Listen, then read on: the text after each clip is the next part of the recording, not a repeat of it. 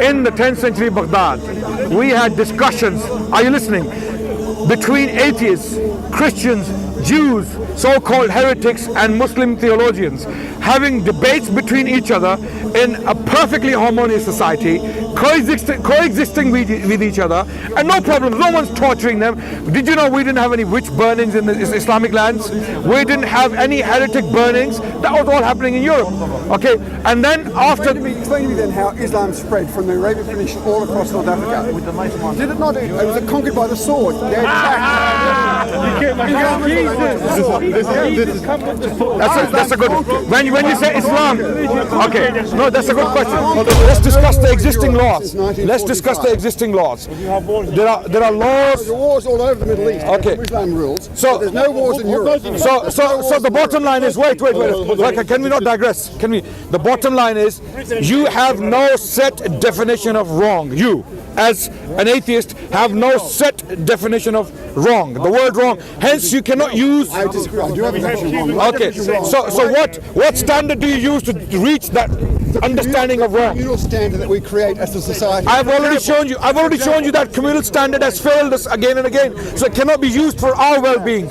That communal standard has led to massacres and genocides of a grand scale. Protects you. It Right? protects you. Why I don't need your protection when you. Wait. I don't need your protection when you are killing 6 million Jews. When you're killing 6 million Jews, I don't need your protection. I don't need your protection when Native Americans were completely wiped out of the map of America. Okay, I don't need that protection when 11 million. My point is, Yeah. you don't get robbed when you come up here to speak. Sorry? You don't get attacked. You don't get killed when you walk on the street. You don't get robbed every day because we have laws. We didn't the laws punish Thank those you. people that would otherwise do that to you. I agree. You're protected I by the agree. very rules. And these laws are very religious in nature. I they're believe. not. Okay. Did you know in the 10th century Baghdad, in the Islam, I don't know. Okay. By the way, this is not my doing. I didn't plan this. Yeah, this is just a random discussion. We started talking. So in the 10th century Baghdad, we had discussions.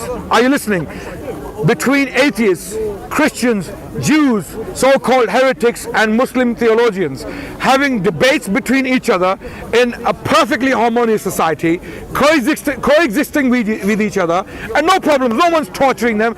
Did you know we didn't have any witch burnings in the Islamic lands? We didn't have any heretic burnings. That was all happening in Europe. Okay, and then after... Explain to me then how Islam spread from the Arabian Peninsula all across North Africa. Did it not? It was conquered by the sword. They attacked. That's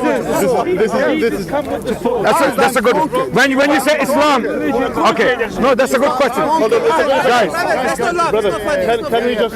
that's a good question. We have a discussion.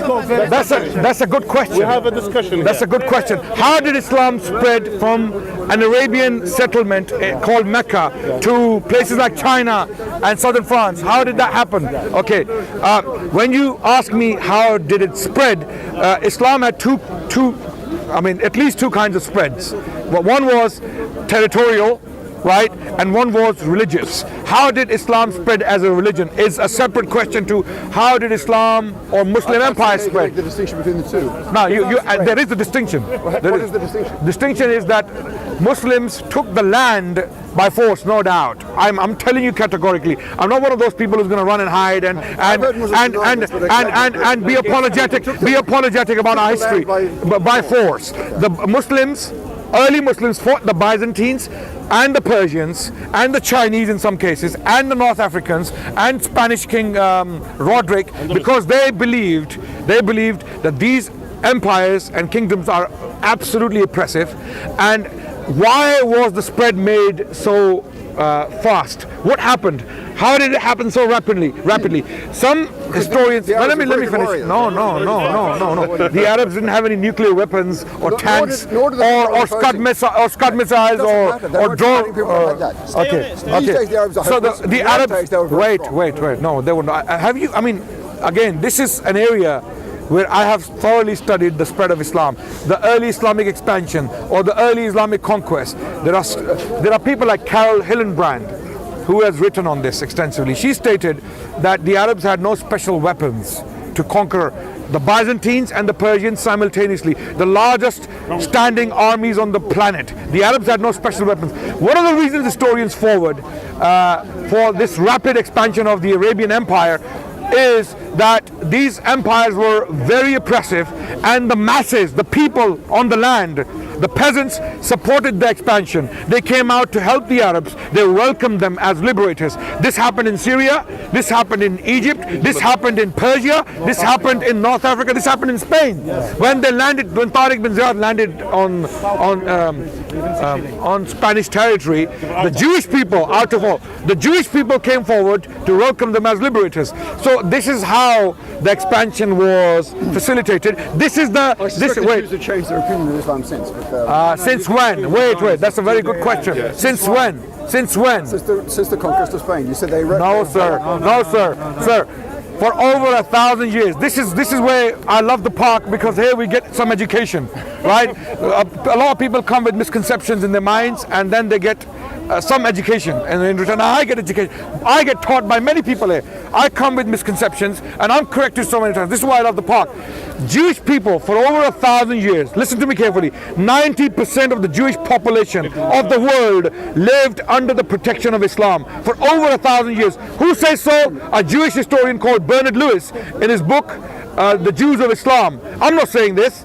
The Jewish golden age was in Spain, in Al-Andalus, what they call the ornament of the world, okay, where the Jewish people were writing in the Arabic language, in the Hebrew alphabets, the alphabets were Hebrew, but they were writing in the Arabic language. Like Maimonides, he wrote in the Arabic language, a guide for the perplexed. He wrote this book.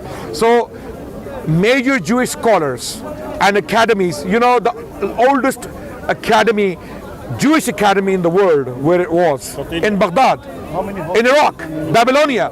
The Jews existed in Iraq for as late as 1940s. After the creation of Israel, the relationship went sour. Things went sour. People, you know, Muslims, because of Palestine, they started to have, you know, and then the Jewish people, some Zionists hijacked the Jewish religion for their cause. So these are political issues.